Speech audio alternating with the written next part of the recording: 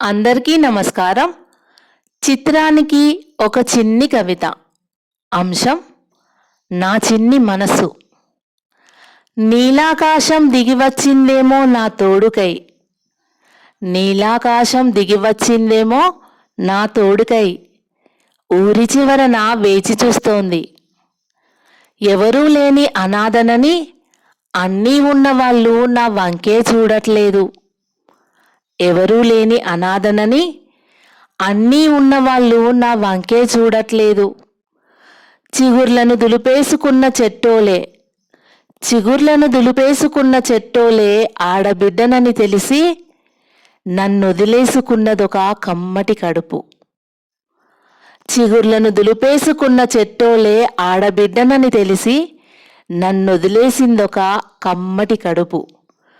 కను పాపల్లే పొత్తిళ్లలో దాచుకోక కసాయిగా విసిరేయలేక, కను పాపల్లే పొత్తిళ్లలో దాచుకోక కసాయిగా విసిరేయలేక, భగవంతుని పాదాలకప్పగిస్తే గుడిమెట్ల ఆప్యాయత అక్కున చేర్చుకుని బ్రతుకునిచ్చే.